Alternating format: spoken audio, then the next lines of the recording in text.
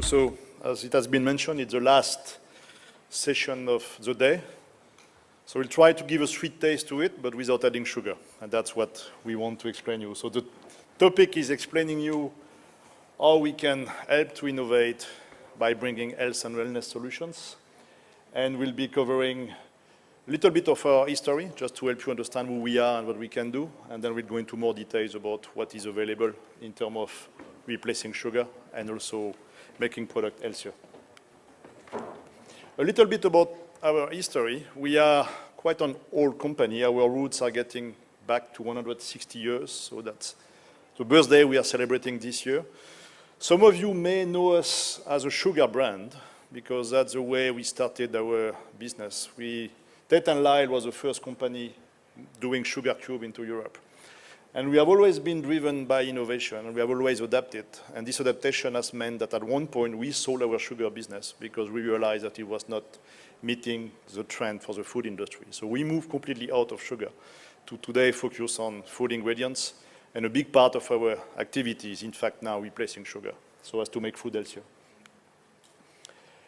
This map is just to explain you a little bit where we operate. Of course, it's reflecting our history, where we started from, so we are present all over the globe.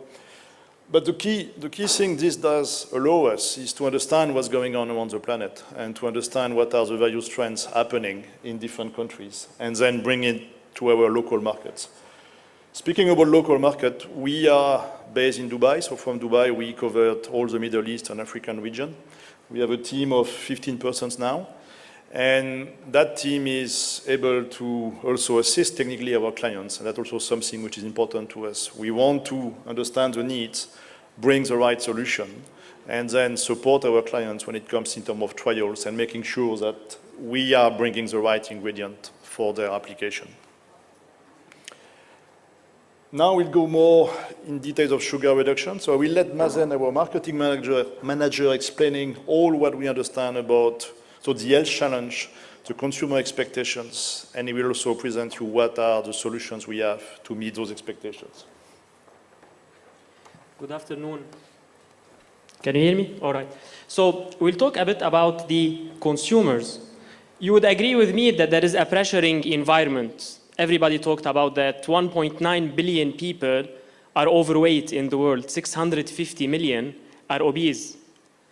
And sugar consumption represents a big part of the cause behind all those numbers. Here you can see the consumption in terms of grams, daily sugar consumption. The WHO recommends 50 grams. You can see in the US it reaches 126. In Saudi Arabia, it's around 80. And this is the rate across the Gulf. So really this is something of high importance. And this is impacting also the health of the people. Here are the diabetes rates. You can see the top 9 countries in this list with high diabetes prevalence are from the Arab region. The WHO said that obesity has tripled in the Middle East since 1975. If you look at the rates, almost 25% in Saudi Arabia, in Kuwait, in Qatar. So this is really something that's happening now. But the consumers are getting more and more aware. When we ask the consumer in a study, what do you do to have a healthy diet? 58% in Middle East and Africa, they said we are cutting sugar. So this is picking up.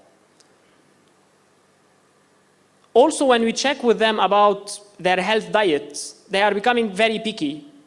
Dominique has tackled this point in the panel. They want more fibers in their food. They want more protein. They want more sugar. Sorry, they want less sugar. They want the same, more sweetness, but less sugar. But then this is where the tricky part is. How can you balance health versus taste?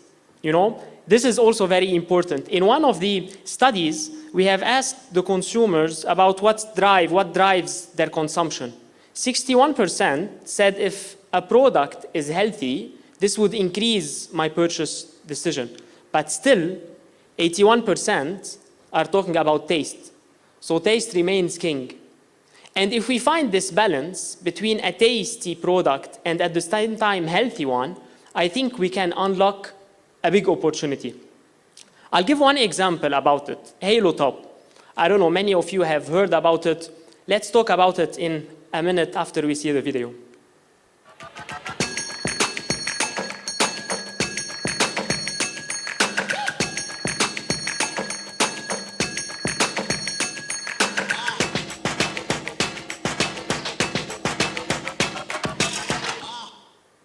All right, so Halo Top has been, it's an innovation launched in the US several years back by two lawyers. They said, you know what, we're going to attempt to have an ice cream that is low in calories but tastes well.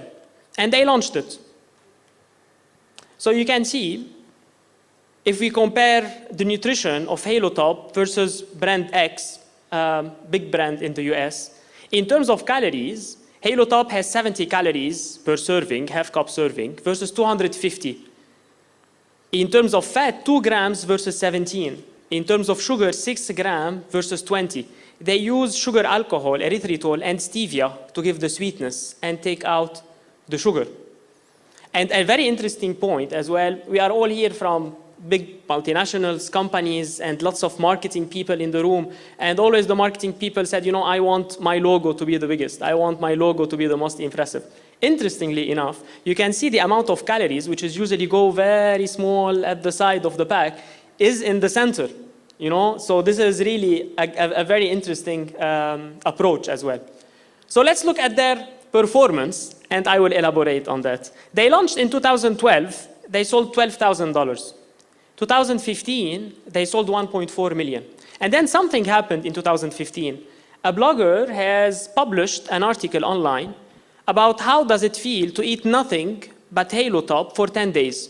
And he was noting every day how his body is reacting. This piece of information, or this blog, went viral, and people started trying this product. The sales went from 1.4 million to 44 million in 2016. In 2017, they sold $340 million. They became the biggest ice cream in the US. So, why I chose this example? Because it tells several things. First, we hear a lot about, you know, sugar reduction is only for cereals or for places where, you know, people want to be healthy. Those guys picked the most indulgent category and went for sugar reduction there. This is number one. Number two, you would hear that, yes, you know, we are going to launch sugar-reduced product, but this is niche. Will not generate any money. Those are just to build a bit our brand identity. That's not true. If you really hit the sweet spot, you can deliver a lot. So this is an embodiment of a sentence or a quotation that Victor Hugo said, "Nothing is as powerful as an idea whose time has come." And we strongly believe that this is the right time to drive healthier product and to drive more health and wellness with sugar-reduced product. Now, this is the marketing part. Let's now go to how to deliver on those things. So what do we have in the toolbox? To replace sugar, we need to understand the function. Basically, sugar has several functions, but two main ones. One is to deliver the sweetness. Another one is to deliver the mouthfeel. If you take ice cream, for example, if you don't have sugar, it's like the ice cubes in the fridge. You eat them, it cracks. So we need to find solution for both. So we'll start with the first one, on the sweetness. When we talk about sweeteners, we go to high-intensity sweeteners, because if you want to replace sugar with honey, with other alternative, they might have some additional health benefit, but the calories are there, and that's why we go into high-intensity sweeteners that don't have calorie. The innovation started since 1950 with the artificial sweeteners, saccharin, cyclamate, aspartame. In 2000, sucralose started, and then we have recently been hearing about stevia and other sweeteners for natural sources. For the sake of today's session, we're going to focus a bit on the sweeteners from natural sources. So we're going to talk about stevia, about monk fruit, and about a very interesting rare sugar called allulose. So let's start with stevia. So what are stevia sweeteners? Stevia sweeteners all come from the plant called stevia. And let me try to explain it a bit. This plant is divided into two main parts. One, which is non-glycoside, representing 84% of the plant, and 16% is the steviol glycoside.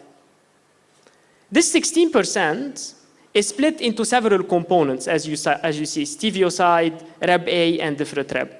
In order to call a product stevia, 95% of that sweetener should come from this 16%, and only 5% should come from the non-glycoside part. So that's why, while we always hear about stevia, but there is no one stevia.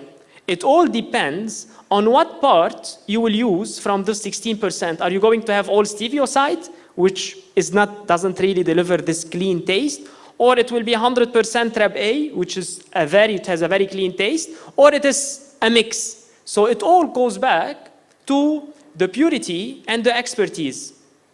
Purity, of course, of the plant, if you go to the premium part, but also expertise to understand how to blend. Those are all stevia product. They have 95% steviol glycoside. But then the first one is Reb-A 50. It has only 50% of the clean part. It goes all the way to Reb-A 100.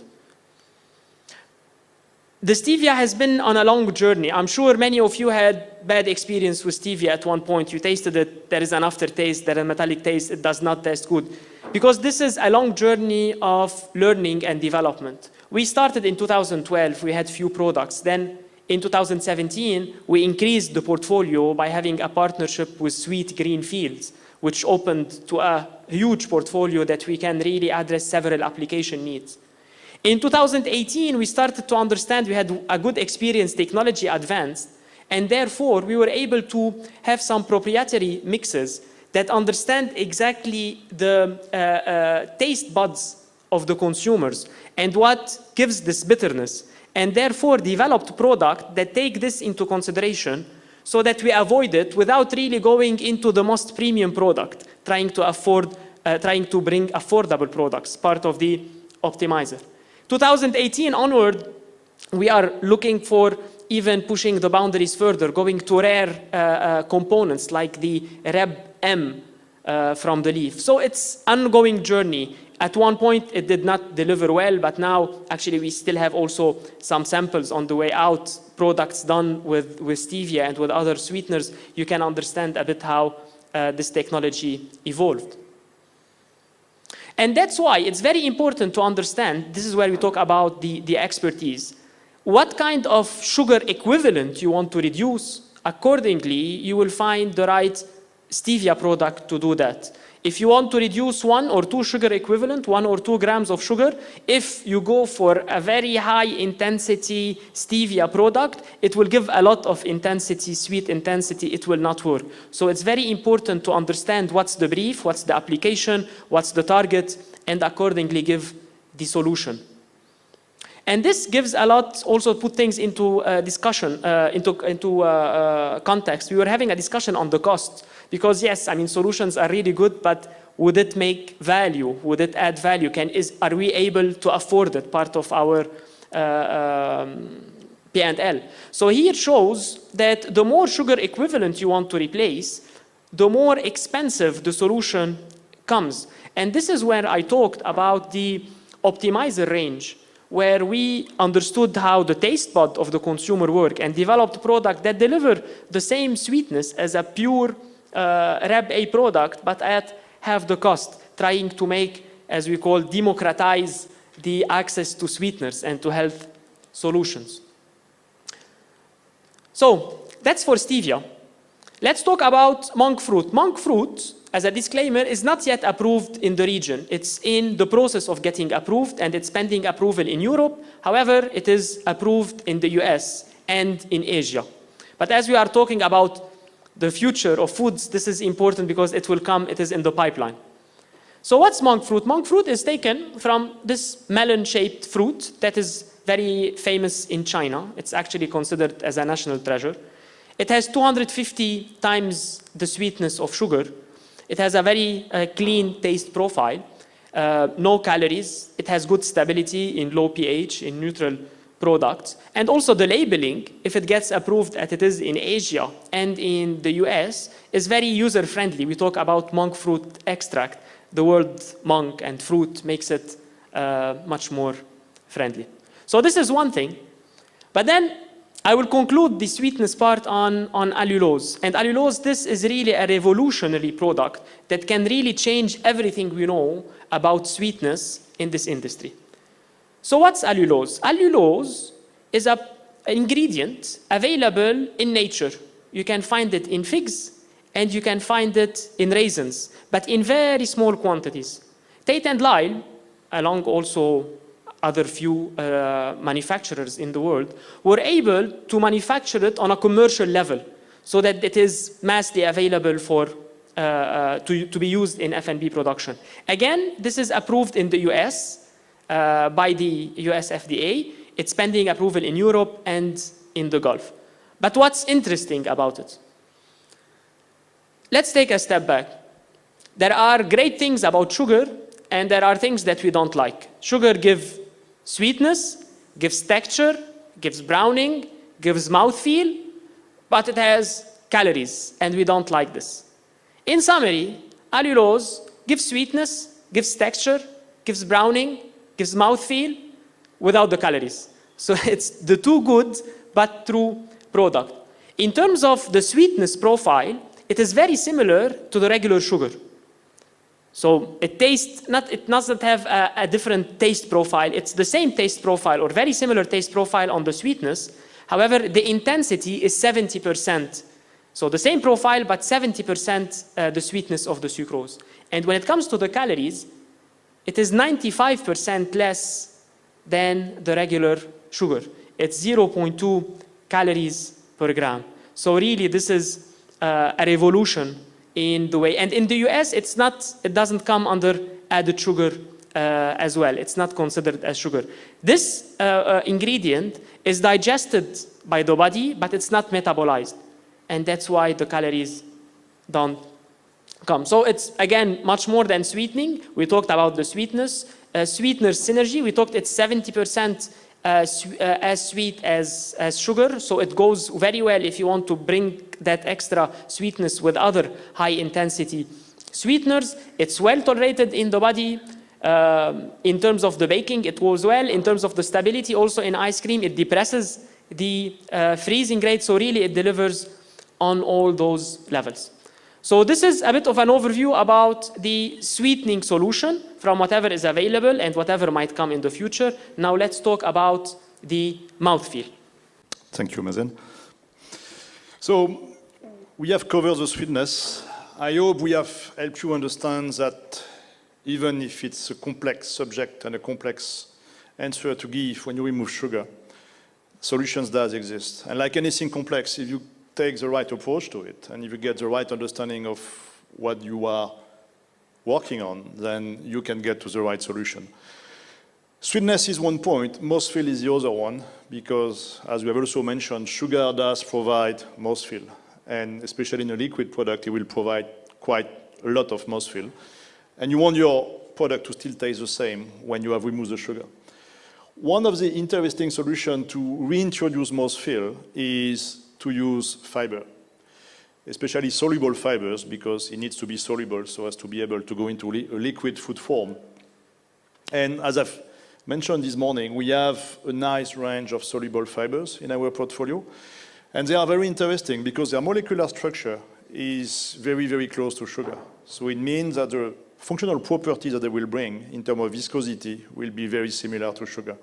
So if you would associate the right sweetener, and as we have explained before, it's important to select the right one, depending on the product, depending on how much sugar we want to replace. And if you associate the sweetener with fibers, then you will reconstitute the two properties of sugar. On top of that, it will help to enrich the product into fibers. And as I've also explained before, there is a lack of fiber in the daily diet. So it means as well, depending on how you formulate what kind of food products you are working on, you also may be able to remove one product that you don't want to have and to add another new benefit, which is also important for the consumer. And it does also help to bring other properties. Some can have a claim depending on how much you will dose and also on the local regulation. So fibers are known for helping a lot the digestive systems. So there is a lot of proven properties about improving laxations, having a prebiotic effect, helping as well in the satiety effect, helping as well the fermentation in the digestive system. And because it does help for a better performance of the digestive system, it also helps to have a better bone health and also to prevent the tooth decay. So there is a lot of very interesting benefits around the usage of fibers, on top of reintroducing the mouthfeel. Now, let's also touch on a very important point, which is the health and safety, because I'm sure that you have all heard or read some declarations about the fact that sweeteners may not be good for the consumers. And that's, I would say, I would start with this being very clear, that's completely wrong, because all the sweeteners which have been approved, and that's important, if they have been approved to be on the market, they are all safe. And they have all been going through all the needed tests, all the needed analysis, so that their safety can be guaranteed. We produce sucralose, so that's one ingredient that we know very well. There is more than 150 scientific studies which is supporting the safety of sucralose. So it's not only based on one thing which has been tested, but it's really based on something and a long history that we have on this ingredient. And as you also certainly know, the market approval are renewed periodically.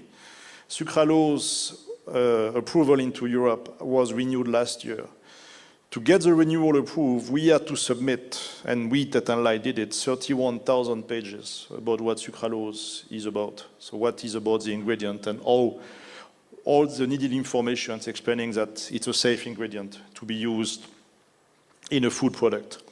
So I hope this does help to understand that sometimes what we may read or what may be said is not right and not supported.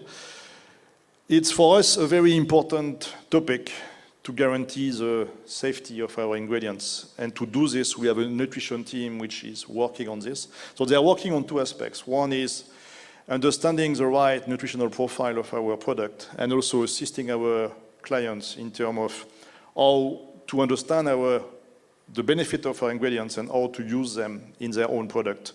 That team is covering the whole planet, so they are based in the US, in Asia, Europe, as well as in Latin America. And we also have in our plan to have soon one of them assisting us in Middle East. And they are not also working alone. They are working with a vast network of universities or organizations, which also is very important for us because all the work that we are doing, we don't want to carry it ourselves because we want it to be validated and proven by external bodies. I also want to give you a few examples of where we can successfully reduce sugar. We won't be able to taste here in this room, but when you will be exiting, we'll have some prototypes available for tasting. And we have prepared 3 types of products. One is a ketchup, where we have worked on a non-sugar added ketchup. And we started from a classic product available on the market, which will have around 20% of sugar. And the one that you can try is only the sugar reduced, but this one is having no added sugar. It still have 3% sugar, but that's coming out of the tomato part. And we have done this formulation using a combination of stevia and sucralose.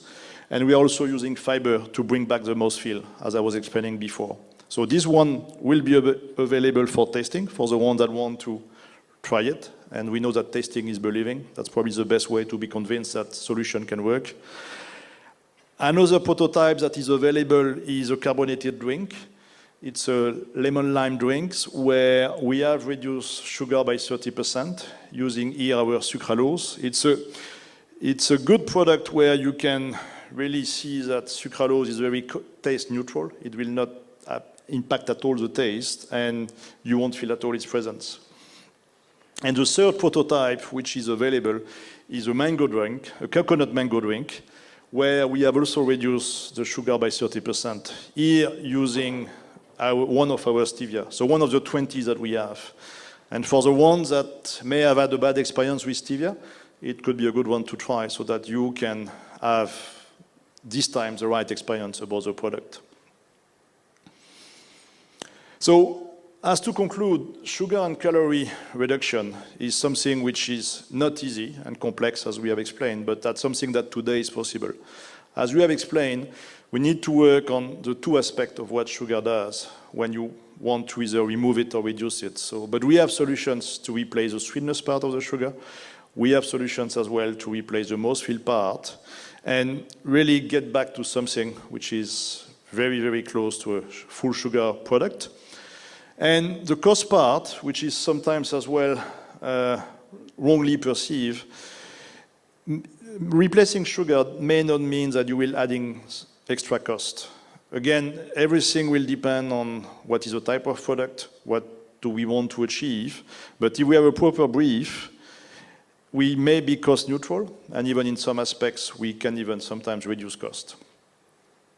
So I hope that these presentations help you understand a bit more what have been the latest advanced and the latest development in the world of sweetener. As I've said, there will be products available for tasting.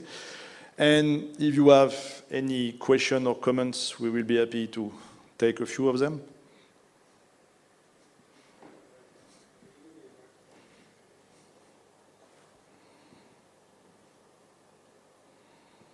So I have a two-part question, please. The first is you've only talked about sucralose safety, about the others that you presented. You talked about the studies and the number of papers only for sucralose. So I'm interested also if you have data on the other sweeteners.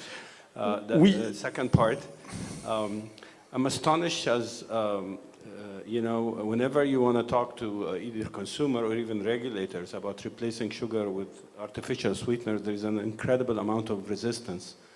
I don't know if it's out of ignorance or there is actually some counter data to what you're talking about. Because as we've seen, for instance, with the sugar tax, they taxed everything, even stuff that doesn't have any sugar and is artificially sweetened. And there is a perception somehow that these are just as bad as sugar, even worse in the minds of some people. So to answer the first part, as I've said, all the approved sweeteners are safe. So this will include the other ones. As we don't produce the others, I will not speak about what we don't know. When it comes to sucralose, we discovered sucralose. Tate Lyle invented sucralose. And that's why we can be clear about what does exist in terms of number of studies to prove their safety. But the point was not to say that it's only sucralose we save. So maybe I was not clear enough. But as I've said, all sweeteners that were approved, and that's important, but if they have been approved, it means that they are safe. Now, your second question, I'm afraid I don't have the answer as well. I have the same understanding that there is a wrong understanding of what sweeteners are, and that's probably where we need to join forces so that we explain that there is a wrong perception and there is a misunderstanding about what those ingredients are. First, they are safe, and yes, we can read sometime in the media that someone tried this and proved this, but nothing, again, has been substantially and scientifically proven. Again, sucralose has a good reputation. Doesn't mean that the other does not have, but again, I want to speak about what we know. Sucralose has a good reputation because we also invest a lot of time, resources into this. We have a complete team which is really watching what may be said, what may be declared, and taking the appropriate reaction. Now, to change the perceptions on the sweeteners, that's as I've said, where we probably need to join forces as us, the ingredient supplier, so manufacturers that want to use it, and find the right way to explain it to the authorities. That's what we are doing at our level. We also, whenever we can, we try to explain what we know about it, what it can bring, because I think the important thing that we would like them to understand is that there are solutions in terms of reducing sugar. But yes, you need to make them applicable in the right way, and they should not be taxed when you want to influence sugar reduction. But we don't have the answer yet, but we keep working to try to hopefully get to the right answer. Hi, thank you so much for a very nice and insightful presentation. I have two questions for you. One is that while we know sugar is a concern both from the health advocates' point of view as well as from the regulators. And there is a lot of debate and discussion going on in terms of reducing sugar in the products and reformulation of the products. But reformulation or replacing sugar or reducing sugar is a very, very complex process, and it is not easy. However, there are certain sets of sugars, artificial sweeteners, which do have a laxative effect, and it is not recommended for kids, pregnant and lactating women. And some of the categories of products which we produce, we cannot replace because it's an all-family product. And if we replace it with those types of sugars which have laxative effect, you have to declare a warning label statement, which means that we are depriving some set of population to not to consume those products for which the sugar has been replaced purely because of these effects. That's one. Number two, I wanted to know about the allulose which you're talking about. I understand that it is not approved yet in this part of the world. So are you taking any actions with the regulators in terms of getting it approved? If yes, what do you think are the likely timelines to get it approved? Thank you. I will answer quickly and maybe too short for you the first part, because I'm not a nutritionist. We are aware of those declarations, but we also counter them because we don't agree with them. Now, if you want to have a more detailed discussion, the best will be that you get in touch with our team, because they will have much more explanations and much more scientific explanation than what I can provide today. The second question regarding allulose, we have filed the request for approval, but as you probably know, you don't know how long it will take. So we are asking for a date, and we try to make it as quick as we can. But it's a long process because you need to go through all the needed checks. So I can't give you also the precise answer. What I can promise is that the day we'll get a yes, then we'll let you know. Good, so I think it's time to wrap up. So thanks a lot for your questions. Again, as I've said, should you want to taste what we have been explaining, there are products available once you will be exiting here at the end of the session. And thanks again for your attention and for your questions.